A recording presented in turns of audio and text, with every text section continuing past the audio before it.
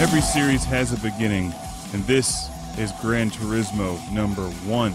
The first one, released in 1998 for the PlayStation 1. I haven't played this game, the first one, for a while, but what really jumps out at me is the music and the menus. I forgot how good the menu music is in this game. I love the simple menus, and the music is terrific. I wish they were still using it.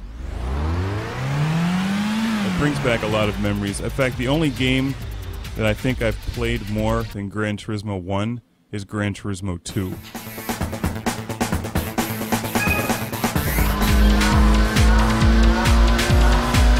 I picked up this game in 1998, and I can safely say it changed my life. Maybe not as much as like some, more important things, but it certainly changed my perspective on driving games and took me from games like Outrun, which I still love, but took me from games like Outrun into Gran Turismo. And the whole concept of a game where you could buy different kinds of cars and modify them and tune them and race in a variety of different races on really cool tracks with terrific controls and just unlimited replay value. The Gran Turismo series has always been brilliant, and spending a bit of time with this game, I actually kind of miss the simplicity of the earlier games. I still have my memory card for Gran Turismo 2, but I have no idea where my save game file for Gran Turismo 1 went. And actually, I think that's more appropriate for this review because I've talked about the gameplay in Gran Turismo numerous times, and I've covered Gran Turismo 2 several times in various reviews.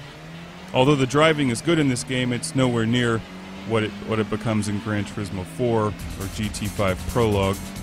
This is one of the first PlayStation games to use the analog controls, and I'd actually forgotten all about that because I don't think I had one originally when I picked up this game in '98.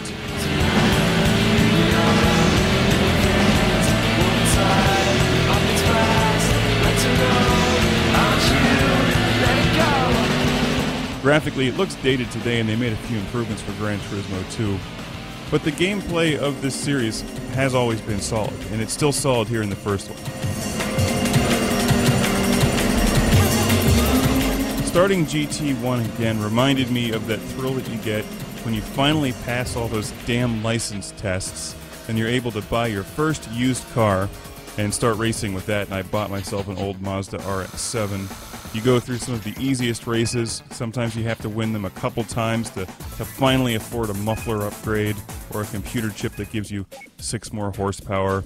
I acquired some more credits and then picked up one of my favorite cars from the old game, the Subaru Impreza.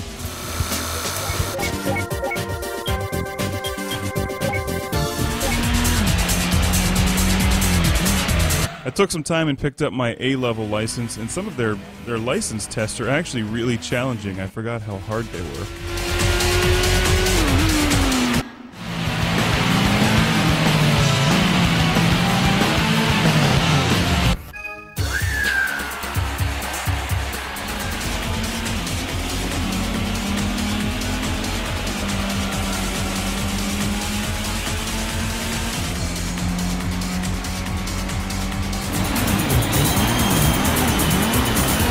You can pretty much drive like a maniac in Gran Turismo 1 and get away with it. There's no penalties, and I frequently use other cars as cushions when I'm trying to make a fast turn.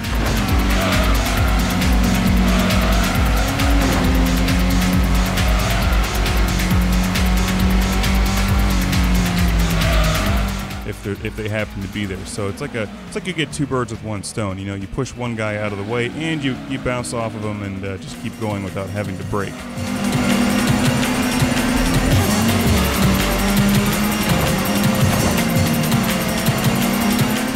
Gran Turismo 1 introduced me to some of my favorite tracks in the series, like Grand Valley, Deep Forest, Trial Mountain. I still remember most of these well and really miss them in Gran Turismo 5 Prologue, so as I'm recording this, we're still waiting for GT5, the full version. Hopefully they bring all of these back. I demand it.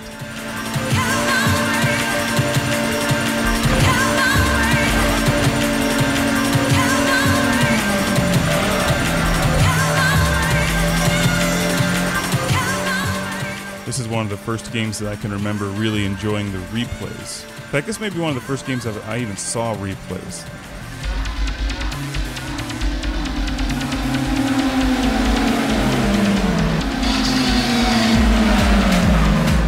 Pretty cliche now, every game seems to come with these music video style replays, but back then this was pretty revolutionary and really cool. After you win a race, to kick back and marvel at your performance and watching yourself drive like a jackass, pushing the other players out of the way, getting a good laugh at it. If you want to pick up one of the older Gran Turismo games, I recommend Gran Turismo 2. I think they made numerous improvements to it, and of course there's a lot more cars and tracks. Playing Gran Turismo 1 though is a nice reminder of how cool the series was when it began. I enjoyed the memories of hearing the music again and that experience of starting over from the beginning, having to spend my first 10,000 credits wisely and then climbing my way back up from the bottom to become the master of Gran Turismo 1.